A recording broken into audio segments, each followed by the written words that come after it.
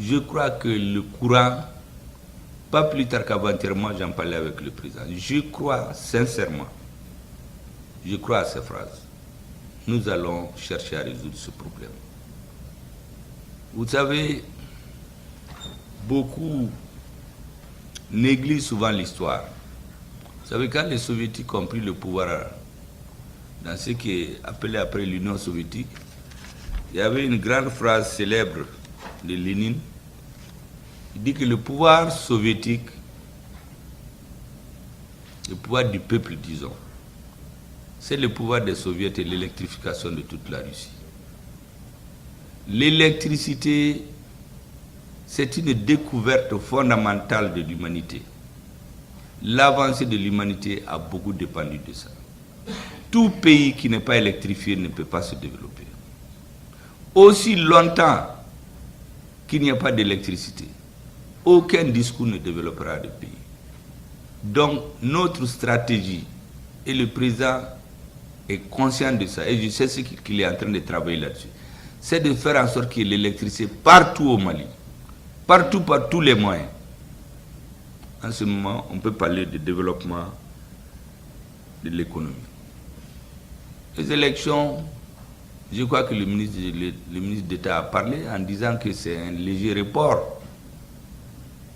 Vous savez, on ne peut pas tout dire aux gens. Tant qu'on n'aura pas pris le pays en main, on allait dans des polémiques qui allaient nous épuiser pour rien. Il fallait d'abord que l'armée prenne Kidal.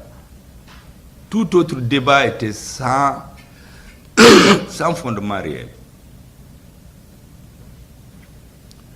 Or, jusqu'à ce que Kidal soit pris, il y a beaucoup qui n'y croyaient pas. J'ai même vu des gens qui ont dit dans les médias que nous on perd notre temps. Je les ai vus venir faire des grands discours patriotiques pour dire que ça, ils reconnaissent leur pays, comme s'ils n'étaient pas là avant. Mais il fallait prendre Kidal.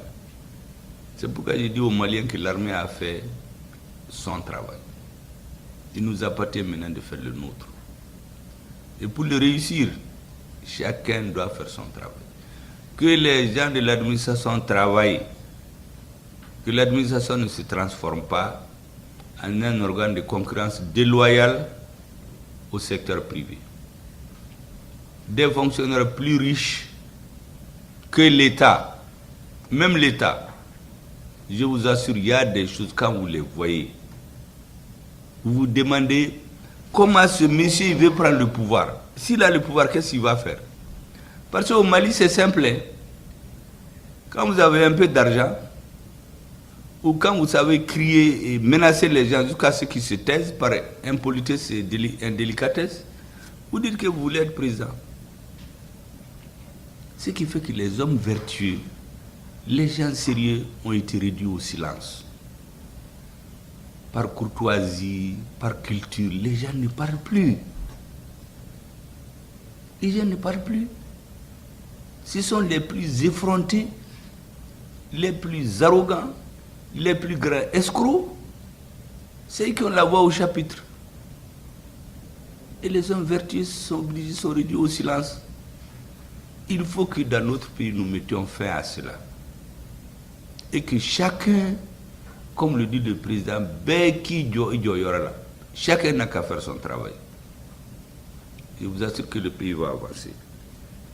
C'est pour cela que je suis certain que l'agenda institutionnel, comme vous l'avez dit, l'agenda économique doivent être la priorité du gouvernement, parallèlement à l'agenda sécuritaire, sur lequel nous avons beaucoup avancé. Vous savez que le gouverneur de Kidal est allé hier, vous l'avez vu dans les médias, comment il a été. Nous avons préparé, le président a préparé avec une main de maître, avec le ministre de la Défense, pour qu'il aille avec tous les services de l'État et que nous appelions les populations à retourner. Kidal, c'est leur ville. Le Mali, c'est leur pays. J'ai reçu le gouverneur personnellement ici. Je l'ai vu peut-être la deuxième fois, je l'ai vu physiquement. Sinon, il y avait juste des contacts avant. Aujourd'hui, les Maliens doivent se serrer la ceinture, faire beaucoup de bénédictions pour que Kidal revienne définitivement dans le giron du Mali. Encourager les militaires à nettoyer le pays, parce que jusqu'à présent, les terroristes sont partout. Maintenant qu'on les a déstabilisés au nord, parce que vous savez, beaucoup disent des centres. Le centre, là, vous savez que ce n'était pas dans la mission de l'aménagement. Ils sont venus au centre pour qu'on oublie le nord. Beaucoup de gens ne savent pas. Maintenant qu'on est allé au nord, il y a quelques poches encore, ils sont en train de s'attaquer aux faibles. Je crois que l'armée va s'en occuper. Récemment d'ailleurs, ils se sont regroupés dans une localité. Nous avions dit à tout le monde d'être des agents d'information. Immédiatement, le maire m'a envoyé un message. La même nuit, j'ai envoyé au ministre de la Défense. Le lendemain, l'armée s'est occupée des lieux pour les nettoyer. Et le maire est venu la semaine passée me dire que vraiment, alors que Barka Donga soit là. Parce qu'ils s'apprêtaient tous à quitter leur localité. Aujourd'hui, c'est les autres qui sont allés se chercher. Mais il y a des poches. Tant que ça ne sera pas total, la paix dans le pays. C'est comme l'Afrique, on disait que tant qu'il y a un pays africain qui n'est pas indépendant, l'Afrique ne peut pas être indépendante. Tant qu'il y a des poches de résistance, on continue à tuer les Maliens. Notre armée va continuer à les traquer. En Europe, après la Seconde Guerre mondiale, le premier gouvernement français, le gouvernement provisoire que De Gaulle a mis en place, vous savez, parmi l'une de ses grandes missions, c'est de nettoyer le pays, parce qu'il y a des poches de résistance fascistes. Le nettoyage du pays. Parallèlement, développer, s'occuper des produits de première nécessité de la population, développer les infrastructures, et eux, ils avaient leurs problèmes, les relations avec les colonies. Nous, on a des problèmes avec nos opérateurs économiques. On va nous entendre, on va discuter. On n'invente rien. Je vous dis que si les gens lisent un peu l'histoire, les dirigeants n'ont pas besoin d'aller faire des ponts ou des puits pour corrompre des villageois malheureux pour venir se présenter devant eux et dire que lui, il cherche le pouvoir. Si on suit l'histoire, tout ce qui se fait maintenant, d'autres l'ont fait. Il nous suffit de suivre comment la reconstruction de l'Europe a été faite après la Deuxième Guerre mondiale. C'est aussi simple.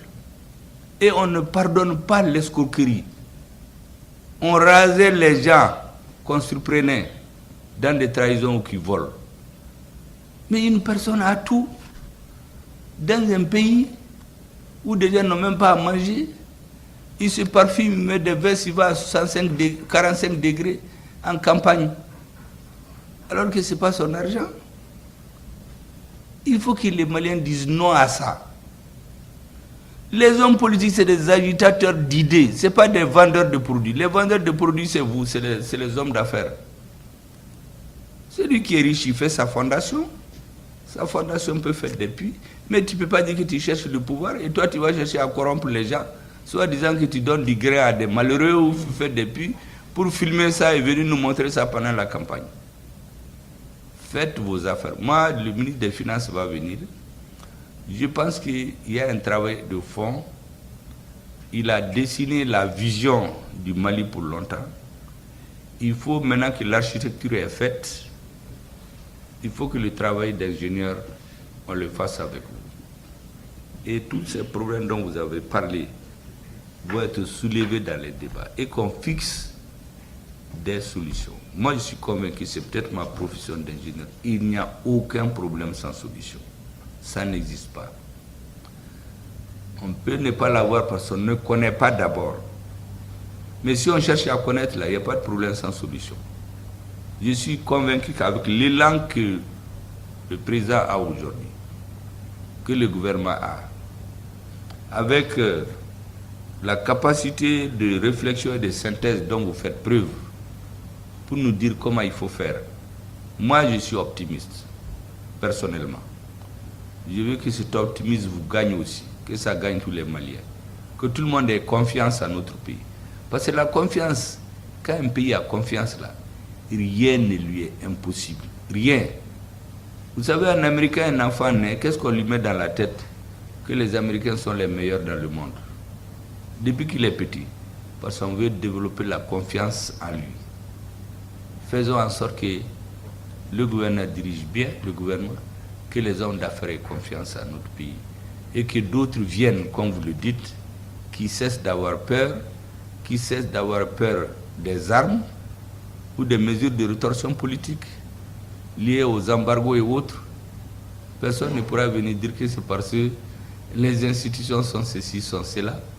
Vous savez que c'est après les assises que beaucoup ont compris que l'équipe actuelle ne travaille pas suivant comme ça sa tête. Elle travaille suivant des objectifs définis par les assises nationales. Eux, ils disaient non, il faut faire des élections. Nous, on dit non, les élections, ce n'est pas pour maintenant. On va faire les assises. Quand on a su ce que les Maliens veulent, on travaille suivant ça. Donc, je souhaite que cette confiance, elle soit multipliée et développée chez vous. Que nous aussi, nous ayons confiance. Nous nous accompagnons et le pays va aller de l'avant. C'est ce que je voulais dire, Monsieur le Président, avant de lever la séance. Et merci beaucoup, la séance est levée. Ah oui, il y a des documents cadres qui veulent me remettre. Je vais l'envoyer aussi au ministre de l'économie et des finances.